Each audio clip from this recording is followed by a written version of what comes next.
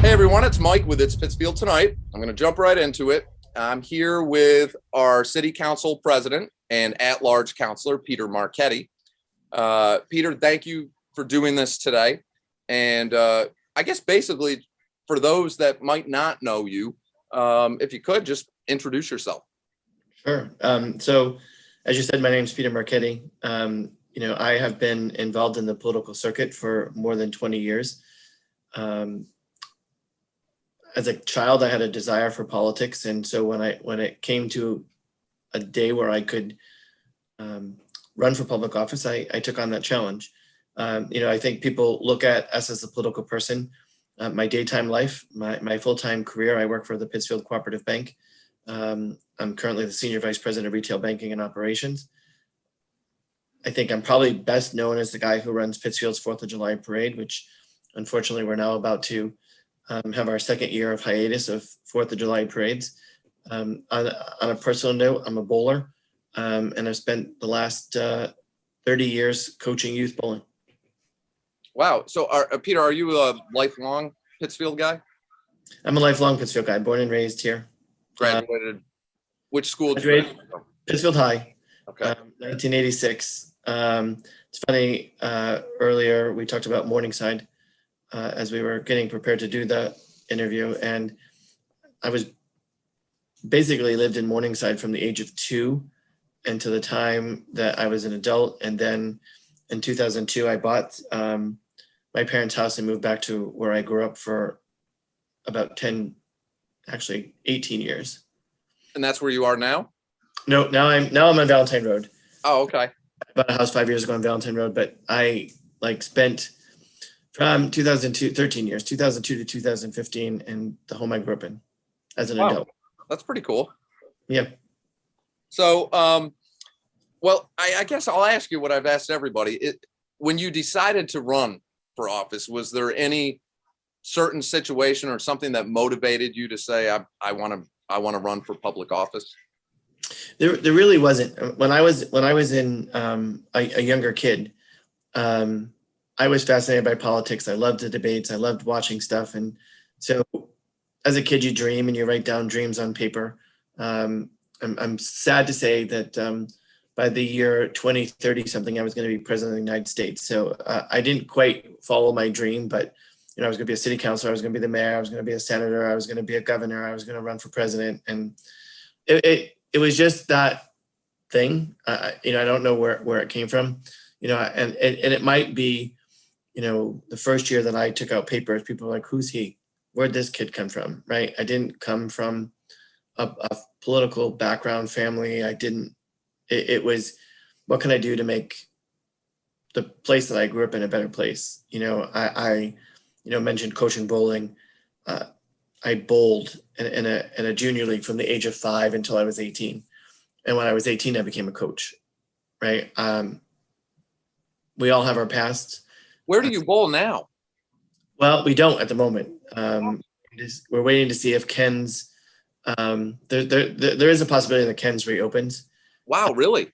Really, everything hasn't been finalized, and so I talked to the owner. Maybe on a weekly basis. I am also the association manager for the Pittsfield Bowling Association. So all the leagues that do kind of run through the Bowling Association. If it doesn't open, I will probably end up going down to Great Barrington, and unless there's some other movements to bring bowling back to Pittsfield. And that's huge, though. You'll have to keep me updated on that. Yeah. So that had to be devastating for you. Yeah, it wasn't as much for me as for the kids, right? We all kind of talk about growing up. Well, obviously, looking at me, you would definitely not put me in the jock category. So there's kids that can excel in basketball and soccer and football, and then there are just other kids that are not coordinated enough to be in those sports. And I say that tongue in cheek because I think bowling is a very mental sport. It's more mental than physical in a lot of ways. And there's a whole group of kids that don't have any kind of activity or organization to belong to. And, last year when the pandemic hit, we had almost 80 kids bowling every Saturday morning at Ken's. Wow, really? And so, I enjoy it. You know that you're giving the kids something to do.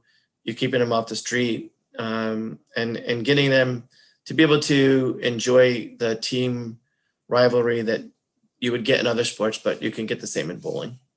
Yeah, I didn't know that. John Kroll did a show on bowling. Yep. I think he even had a picture of you in it. But yeah, I think he did. And of course he was trying to entice me to, what are you going to do to bring bowling back? And, I look at it in a couple different ways. Am I sad that the owners are trying to sell out? Absolutely. But at the same time, it's a private business. They have the right to do what they think is best for them and their families through that process. And I've known the Gillette family for quite a few years. I would go out on a limb and say, if it wasn't for the pandemic, we wouldn't even be having the conversation. But the pandemic hit, the bowling center had to close down. As a business owner, what do you do? And so, I don't kind of fault them for what it is, but every time I talk to him, the permits and all the stuff that was needed on the local level has been granted, but the state hasn't granted the permits. And so for everyone who thinks it's a done deal, it hasn't crossed the final threshold. And so, there is the opportunity, if it doesn't sell, that come mid to late summer, for those of us that are league bowlers, may see it happening in September. Oh, that would be huge. I mean, when John did that show, I was shocked the amount of PHS kids they showed that got scholarships, and that I had no idea that was that important. So, and it's funny because most people won't, like you talk about Little League of Babe Ruth, and, you have your organizations on the local and national level. Bowling has the United States Bowling Congress that services men, women, and youth. And like anything, when I go back to my early days of stuff, we were part of the Young American Bowling Congress. And before that, it was the American Junior Bowling Congress. But the men had their own organization, the women had their own organization, and the kids had their own organization. And they merged at one point in time. And, their major efforts is, how do we make bowling an Olympic sport? And so they're doing a lot of that kind of work. Wow. Yeah, I would definitely keep us up to date on that. That's huge news, I think, for a lot of people. Yep. Now, you mentioned the 4th of July parade too. That's something I did want to ask you about. Were you guys preparing all the time, just in the event it was a go, or? So we had been meeting, but not the way that we had been in prior years. Because I think we kept looking at the reality of, how do you go from an outside gathering of 100 to thousands upon thousands of people? So I think we kind of had the thought process that it wasn't going to happen. Although we had everything, if we had been given a green light where logistics could have allowed us to do a parade this year, I think we could have pulled the parade off without any problems. Okay. I think what people don't understand, and, we'll get the blame for it, or I'll get the blame for it, and that's fine. But when there are limits and capacity ceilings, saying that Gillette Stadium can open, but they can only have 24% of the crowd there. Well, you sell tickets and people come in through gates and they know how many people they have. When you have a 4th of July parade, you have no idea. Right. How many people are lining the street. And, you've got X number of people in the parade, which people, I don't think would ever guess that there's probably 2,000 to 4,000 people that march in the parade. So right there, you've got a number, and then you've got all of the people on the sidelines. And, we always get called out because we say, well, there's, 75,000 people that come to the parade. Nobody knows. Who's counting them all? But if you went on the low end and said, okay, last year we had 25,000 people, or the year before we had 25,000 people, that means you can only have 12,500 people. What do you do? Right? What do you do when the 12,501st person shows up? What do you do? I'm not sure that I want to be the person who's running an event that could then become a super spreader and put us back into where we, have come from. I think the last 18 months has been tragic on a whole host of ways, and everybody's had their own tragedies. And so I'm not convinced that we were ready for a parade of that size this year. I would agree with that. Do you think, would you say the coffers are building up though for next year to be a big extravaganza? Or so it's funny, in 2019, and I think the parade goes in cycles. We raise a ton of money, then we don't raise a ton of money. We raise a ton of money, we don't. In 2019, we raised enough money to finish paying the gap for the 2019 parade, and we have all the money in the bank for the 2020 parade. And it's like one of the things I think people have to recognize is that balloons don't come here for free, right? So when we have balloons in the parade, between balloons and the staff that come with it and the helium, that's 20 grand. So when you're signing contracts with musical units or the balloon company or whatever, over the years, we've been signing contracts without the money in the bank to cover it, because we've had some of the money, but not all of the money. And so in my early days of the parade, when you were raising money in 2020, say, you were really raising the money so that you had the money for the 2021 parade. And we finally got ourselves back to that level, so that 2022, I've already started to send out emails to mummers organizations to say, can we book in and can we book in now? Because, the community rallied behind us in 2019, and it was our plan to do that in 2020. So we will make sure that we do something extra special. I've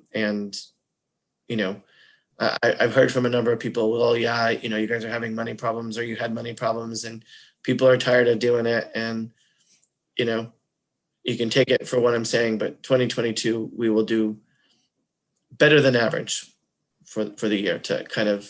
That's exciting. It really is. Thank you to the folks that really believed in us back in 2019. Yeah, I mean, this crazy ride that we've been on, all of us, I'm already looking at next year as normalcy, Right. So Yep. Yeah, that's exciting. So you'll have to keep us updated on that also. Will do.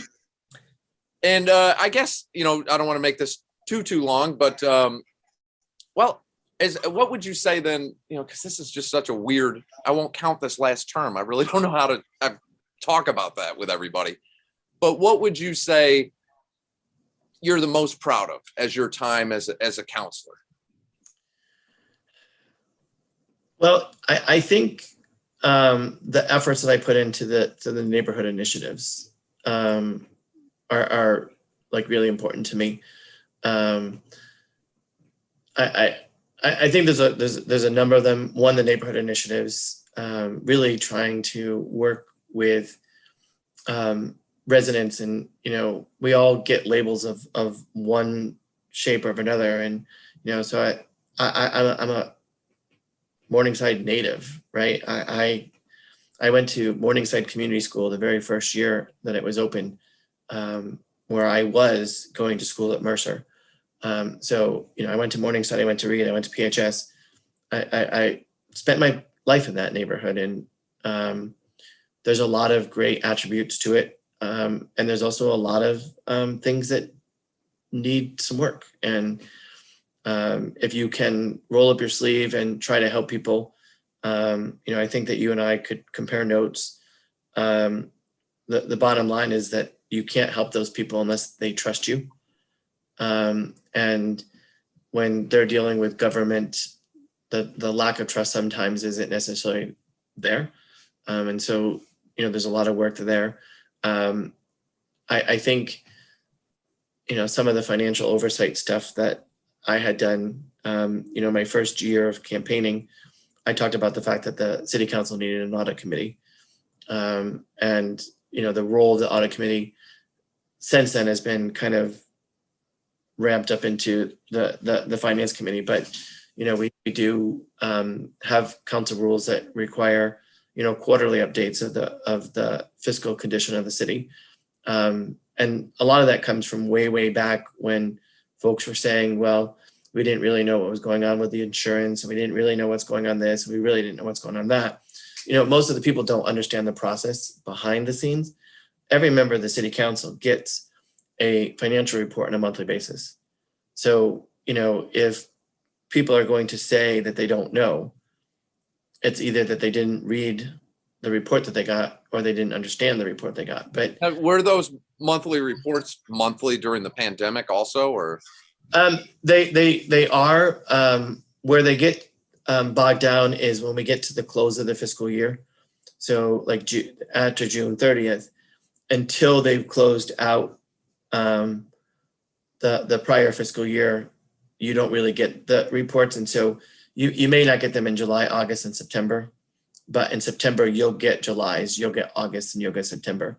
And really, you know, in the first quarter of the year, you know, I think you see more of the stuff when you get to the back end of the year. You know, if after the first quarter you're at 75% of a line item expended, you got to ask yourself the question, you know, is this something that is a one-time expense, or is this something that's happening on a weekly, bi-weekly, or monthly basis? And if you're already 75% expended, you got a problem, because you're definitely going to overrun the budget. So, you know, I think process is important. And I guess if, you know, you asked about, as a counselor, what am I most proud of? You know, I think that as council president, I've really done